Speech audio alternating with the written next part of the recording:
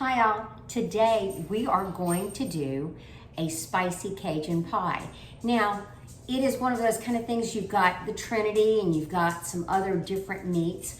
I am using hot Italian sausage today in this, but you can use andouille, you can also add crab or whatever you want, but I'm gonna do sausage and shrimp. And I started off by using a springform pan, and I used a ready-made pie crust, a pre-made pie crust, rolled it out, put it in here, and lined the bottom and the edges slightly. I've got another one sitting over here that I'm gonna have on top of this pie. It is made with a roux, so I've got my pan going right here. I'm gonna use 4 tablespoons of butter, and we're gonna put that right in here. You can lower the calorie count and lower the saturated fat by using olive oil, and that's up to you. So we're gonna let that butter melt right now and get that going. And then we're gonna add the equivalent amount of flour. In the other pan over here, let me get that started, I'm going to add the sausage. I am not gonna use any oil with it because the sausage already has an oil content. So we're going to put that right in there. You see I'm taking my knife and I'm using the back edge of the knife to push it in. I don't wanna mess up the knife, the sharpness of my knife. I was reprimanded when I was teaching culinary school one time about pushing with my knife blade. So you shouldn't push with your knife blade. Anyway, we're gonna let this go and we're going to start our roux. I'm going to stop the video for a while and let the roux cook and let this cook. We're going to add in a few minutes the Trinity. I've got bell pepper. I've got I've got a half a bell pepper. I've got about a half a cup of onions and about 2/3 or 3/4 of a cup of celery. And you can see I use the celery leaves too, I use it all. I have 2 tablespoons of green onion and I have garlic here. Had no fresh parsley, so we're gonna have to do without. I'm gonna turn it off for a second and then I'll be right. We're back. I've added the flour to the butter, and we're gonna go ahead and stir that. I'm gonna put it on low because I've got 2 things going and I do not want to burn this roux. We're gonna be very careful about it. Remember, equal parts of butter and equal parts to the flour. So we'll let this go, watching it. We're gonna go ahead and add, right now, all of the vegetables, with the exception of the garlic, and you know how I am about garlic. Everything was chopped up very chunky, so we don't have any fine dice on this. When I bite into this tonight, I want to make sure that I have a good bite. So we're going to let this cook a little bit. The vegetables are going to cook down. And then after we get everything put together, we'll put it in the pie shell and we'll bake it. So let's let that cook a little bit. And you can see my roux over here. I'm gonna want a darker roux. I'm not going to want a blonde roux. So that means we're gonna take it through quite a few stages. Right now, you start to get that aroma of the roux off of the flour and the butter mixture. A butter roux has a little bit of a different smell to it. You can tell it's a little bit richer. I don't use a butter roux in my gumbo though. I always use an oil roux, and I try to split my oil between olive oil and regular vegetable oil. I think I'm going to change my spoon out here and use wooden. I have to be careful because this is a non-stick pan. There we go. Keep that there. Let's give this a stir. The kitchen's already smelling good. And like I said, I like chunky, so when I want to cut into this, I want some substance. So I cut that Italian sausage into rings. That one's still sticking there. I cut that Italian sausage into rings, and I'm using 2125 shrimp. They're already deveined, and they were frozen, so I thawed them out. I'm not going to want to put them in right now because I don't want the shrimp to get too tough because they're going to bake for a while. So we're going to put that in toward the end of what I'm doing. Let me check this through.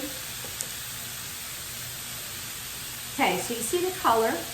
And I'm gonna stop the video right now, and then we'll get back to you once this progresses. That was about 2.5 minutes. We're going to pop this garlic in right now and let that get going. We're also going to put about 3 tablespoons of parsley.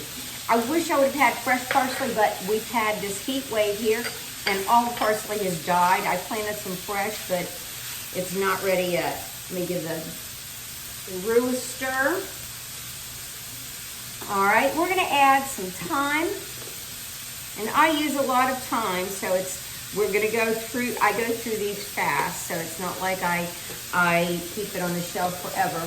The other thing I'm going to add here is some Tony Chachere's. Now I make my own version of Tony Chachere's, and you can find that, sorry, you can find that on the internet. Be careful, if you do not like spice, be careful. I'm going to add just a tiny bit of salt because the stock that I'm using today already has salt in it, so I'm just going to use a little tiny bit for this filling. And I also have some coarse black pepper on the side. I'm not going to use fresh coarse black pepper. I'm going to make this easy on myself. Let's give this roux a stir. It's getting to the point where I'm going to need to watch it closely. We're going to go ahead and add some pepper. Remember, I told you this was spicy. It's already got jalapeno in it. It's got Tony Chachere's in it. I mean, it is going to be kicking. All right, let's give this a stir. We're going to turn down this mixture now. There we go. So we've turned it down to low. The smell is phenomenal. All right, we're going to add the shrimp to this. Give it a stir, and then watch. We're going to turn it off because there's so much heat in there, the shrimp are going to cook. So that is off right now, and we're back over here to this roux. Now look at the color of the roux. It's starting to change. Over here, waiting for all of this, is a third to a half a cup of cheddar cheese, and also a half a cup of mozzarella cheese. And that's going to be our binder for this. It's going to keep everything together. Now this is going to be so nice and chunky. This is a great fall meal. We're having it tonight though. It's the end of summer. I wanted to do something different. I haven't done one of these in a long, long time. Probably because it's been too hot. So we've got that going. We've got our stock here on the side. When we bake this, we're going to bake it at 400 degrees. We're going to put some slits into the top to let the steam come out because there's going to be steam that comes out because of the liquid. And we are going to bake it between 20 to 30 minutes. You want to get the top brown. If the top is not browned, then you bake it a little bit longer. Watch it though. So we've got this. We'll give it a stir. That loosened up, that shrimp still had moisture in it, so it loosened up the bottom. There was all kinds of good fond on the bottom. You know, fonds, the bits and pieces that stay on the bottom of the pot, basically. All right, that is good. Okay, let's see how we're doing on this. I'm gonna go ahead and stop the video. We'll come back and let you see. We're back. Now the roux is darkening up. It's a caramel color right now. I turned up the heat because I need this to go a little bit faster. You know, you always have to watch your roux because if you mess it up, it is toast and you've got to throw it away and start over. Nothing worse than a burnt roux when you are trying to make a good gumbo or a good stew. So we've got this going, and now I'm going to turn down the heat, and my stock is warm. It is not cold. So I have a warm stock.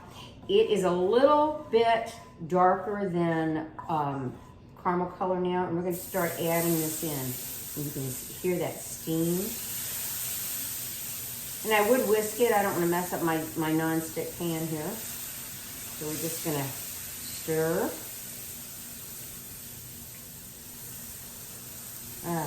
That really does have a great aroma.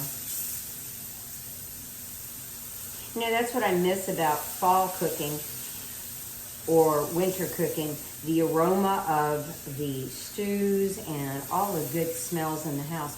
We have not been using the oven lately. It has been too hot. We're talking 100 to 110 degrees, and that is way too hot to use the oven. That little Cuisinart that you see behind me, though, has been a wonderful addition to the kitchen. So I can do a quick baked potato or a couple baked potatoes, or do bacon, or do some smaller things in there, and it has just been wonderful. I want to make sure this is all smoothed out. We're using, I had 2 cups, but we're really going to use about 1.5 cups, or maybe a little bit more. I want to make sure that the roux is the correct thickness for this meat pie. So get the lumps out, that's really important. And I'm going to test for the salt because, yep, it's got plenty of salt. There we go. Now, I'm going to pour this, turn this fire off. I'm going to go ahead and pour this into the meat mixture. So we put that right in there. There we go. And we're going to give this a stir. Remember that is off now. All right. Let's see if you can see that. Hold it up a little bit. See that? All right. And now we're going to add the cheese. You see that? The cheddar and the mozzarella. I'm going to put that all in there.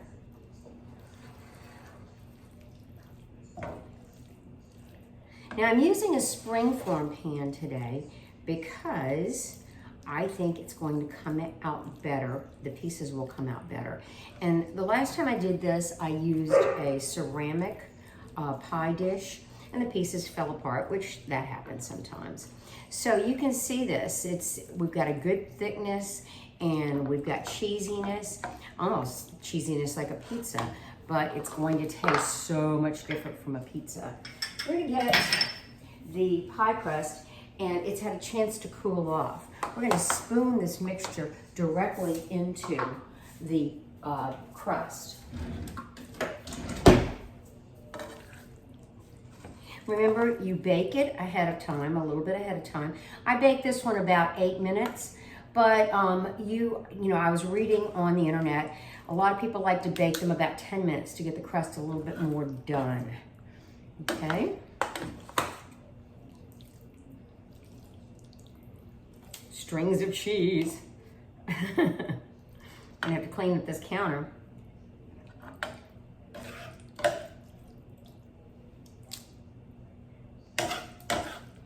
Oh, this is nice. Remember how I said I like chunkiness? This is certainly going to have the chunkiness to it.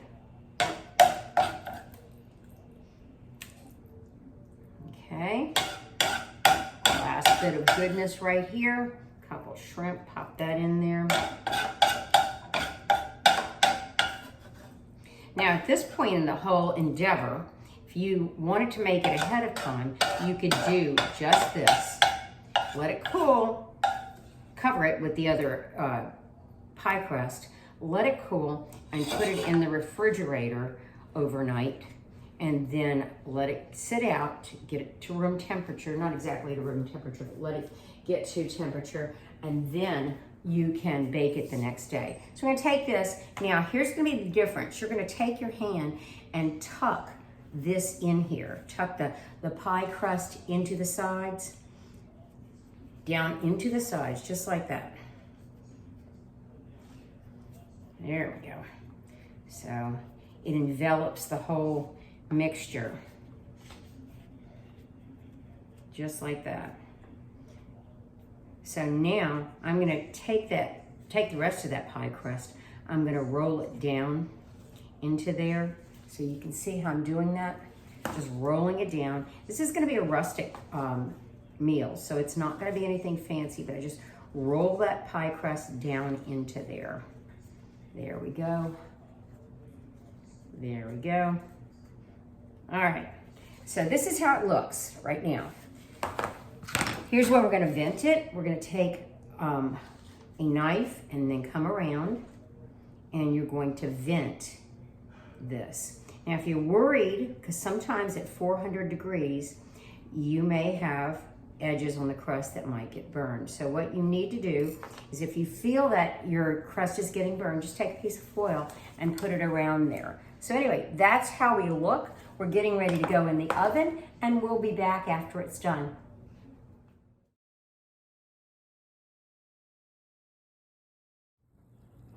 Out of the oven at 20 minutes, and then egg washed and put back in for 10 more. Perfect.